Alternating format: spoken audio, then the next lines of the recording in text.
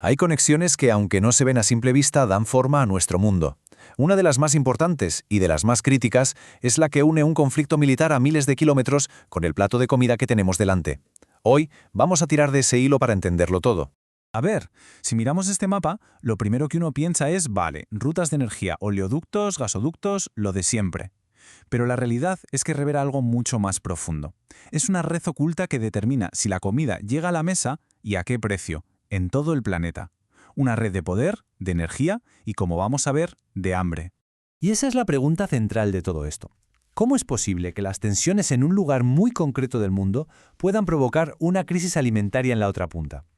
Pues la respuesta está en un ingrediente que es absolutamente fundamental para la agricultura moderna. Y la respuesta, fijaos, empieza en uno de los lugares geopolíticamente más calientes del planeta, un paso marítimo muy estrecho que funciona como un auténtico punto de estrangulamiento estratégico. Apenas 33 kilómetros. Parece una distancia increíblemente corta, ¿verdad?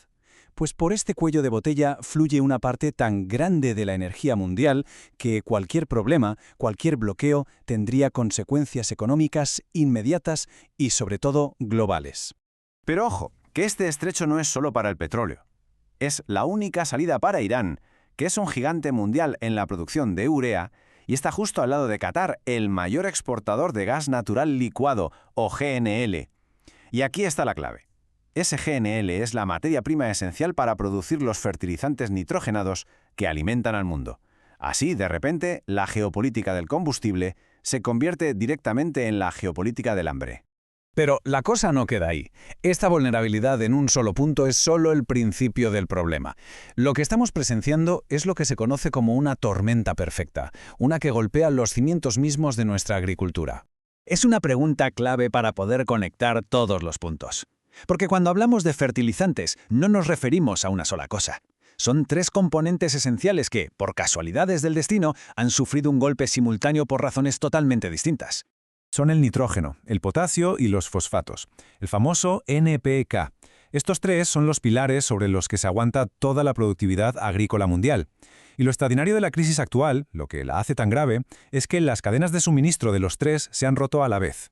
Vamos a verlo. El nitrógeno depende del gas, así que sufre por el conflicto en el Golfo y las sanciones a Rusia. El potasio, que viene sobre todo de Rusia y Bielorrusia, pues bloqueado por las sanciones de la guerra de Ucrania. Y los fosfatos, con restricciones a la exportación desde Marruecos, Rusia y China. O sea, son tres crisis geopolíticas diferentes que convergen, como un embudo, en una sola catástrofe para el campo.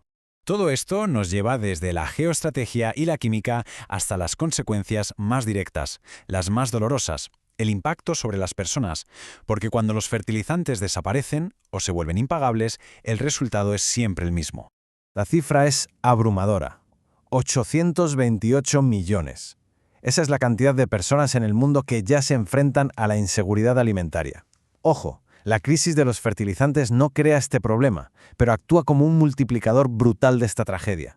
Para que nos hagamos una idea del impacto para los agricultores de países tropicales, la falta de fertilizantes significa una caída del rendimiento que puede ir del 40 al 60%. No hablamos de una pequeña reducción, no, hablamos de una caída catastrófica que amenaza con colapsar economías enteras. La causa directa es el precio. En su peor momento, el coste de la urea, que es el fertilizante de nitrógeno más común, llegó a subir un 130% por encima de la media. De la noche a la mañana se volvió simplemente inasequible para millones de agricultores en todo el mundo. Y claro, el impacto no es uniforme. Los países del sur global son los que más sufren. Dependen casi por completo de las importaciones, no tienen reservas para amortiguar el golpe y sus economías son más frágiles. El colapso de Sri Lanka en el año 2022 es un ejemplo trágico y muy real de lo que puede llegar a ocurrir.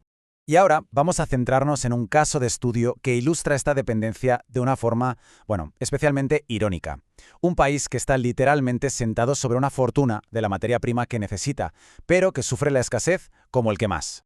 Aquí está la gran paradoja peruana. Por un lado, el país tiene las gigantescas reservas de gas de camisea, más que suficientes para una industria petroquímica potentísima.